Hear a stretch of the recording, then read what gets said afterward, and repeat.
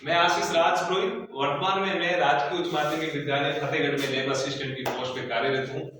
आज का हमारा टॉपिक है टीके का सिद्धांत। क्या नाम है? टीके का सिद्धांत।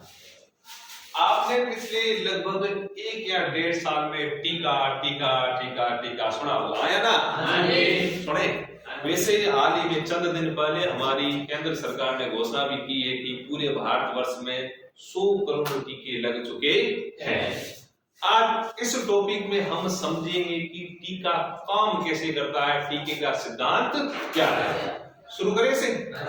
देखो, एक स्टोरी से शुरू करता हूं, उसके बिहार पे आप इसे भी समझ जाओगे। चलो, मेरे घर में रात को 2-3 जने चोर आते हैं। मैं घर के अंदर होता नहीं हूँ, मेरा वो गेट तोड़ के अंदर जो सामान होता है वो सब लेके चले जाते हैं।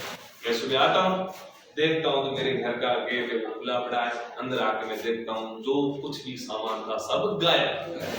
अब मैं वो स्थिति देखकर खुश होऊंगा या उदास? चलो, ऐसी स्थिति में हर कोई उदास होता है। चोर चोरी करके चले गए। अब मेरे मन में इतना तो बैठेगा कि भविष्य में चोरी ना हो मेरे घर में, मैं उसके लिए कुछ सुविधाएं उपलब्ध करवाऊंगा मेरे खुद के लिए। क्या कराऊंगा? पहले तो मैं गेट बढ़िया लगाऊंगा, उसके ऊपर लोग यानी ताले में अच्छे लगाऊंगा। यदि चंद और रुपए मेरे पास है तो मैं मेरे घर के आगे गार्ड खड़े कर दूंगा या कैमरे लगाऊंगा। इतना तो करते। ये क्यों करते हैं? क्योंकि वापस चोर आए तो वो चोरी ना कर पाए। यही होता है, यही सिद्धांत है टीके का। किसका? टीके का। अब समझते देखो, मोस्टली आपने टीका लगाते हुए देखा होगा और आपके भी टीके अब लग जाएंगे। जो 18 से कम एज वाले बच्चे हैं उनके टीके अब लगना शुरू होंगे और शायद हो भी गए होंगे। अब देखो, जो कोरोना की अपन बात करें, जो सिरिंज लगाई जाती है, जो आप इंजेक्शन देखते हो, उसके अंदर एक लिक्विड होता है, एक द्रव पदार्थ होता है। वो क्या होता है? कोरोना के वायरस। अब आपके अंदर ख्यालात आ रहे होंगे, सर कोरोना में बचन हारो कोरोना वायरस ले जा। एक ही बात हो, गवर्नमेंट की के 2 गज दूरी, मास्क है जरूरी, अलगा आ रहे हो, हाथ घड़ी घड़ी दो, थे बोल रहे हो जो अपने टीको लगाया हुए में कोरोना वायरस है। एक ही बात है, होते तो उसमें कोरोना के वायरस है, लेकिन वह निष्क्रिय अवस्था में या देसी भाषा में बोले लूले लंगड़े होते। कैसे होते? अब मैं कह रहा हूं, जब पहली बार मेरे घर में लूले लंगड़े चोर आए और मैं बैठा हूं कहीं पे, आएंगे तो भले 2-4 जने लूले लंगड़े, किसी के हाथ नहीं, किसी के पांव नहीं, तो मैं उनकी पिटाई करके उन्हें भगा दूंगा। आया ना? लेकिन मन में मेरे इतना तो रहेगा, आज तो भग गए, कल क्या भरोसा कोई हट्टे कट्टे लेके आ जाए।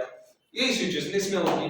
अब जो इंजेक्शन लगवाते, जो टीका हमारे लगाया जाता है, उस लिक्विड के अंदर कोरोना के वायरस होते हैं, वो निष्क्रिय अवस्था में होते हैं। वो जैसे ही हमारे शरीर के अंदर प्रवेश करते हैं तो हमारे शरीर में एक सिस्टम होता है, एक तंत्र होता है, जिसे हम बोलते हैं प्रतिरक्षा तंत्र या इम्यूनिटी सिस्टम। क्या बोलते हैं? प्रतिरक्षा तंत्र या इम्यूनिटी सिस्टम। अब हमारे शरीर की रक्षा करने का काम होता है हमारे ब्लड के अंदर पाई जाने वाली WBC यानी श्वेत रक्त कणिकाएं। इनका काम होता है बाहर से आने वाले हानिकारक जीवाणु हो, विषाणु हो, विरोध हो या कवक हो, कोई भी आए जो बाहर से आए और हमारे शरीर को नुकसान पहुंचाए, उनको मारने का काम। अब कोरोना के वायरस आ गए, लूले लगे वायरस थे। अब जैसे वो आते तो WBC उन्हें देखती है, देखते उन्हें पीटना अब पीट के उन्हें भगा देती है, मार देती है। अब हमारी प्रतिरक्षा तंत्र का एक और बढ़िया फीचर है, एक और अच्छा गुण है कि वह पहली जो घटना होती है उसे याद रखती है। अब जैसे कोरोना वायरस आए, एक बार मार दे उन्हें, अब वो याद रख रहा है, क्या भरोसा भविष्य में कोई हट्टे कट्टे कोरोना वायरस आ जाए, उन्हें याद रखती।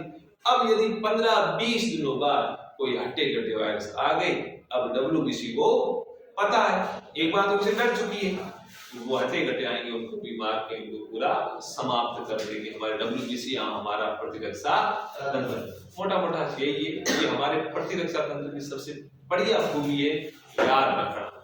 पहले जो जीवाणु आया था या हानिकारक वायरस आया था, कोई भी अपन ले, उससे वापस कैसे लड़ा जाए, उसके लिए सबसे बढ़िया चीज है याद रखना। इसे बोलते हैं स्मरण पावर। जो ये मोटा मोटा सा टीके का सिद्धांत था। वैसे टीके की खोज कैसे हुई,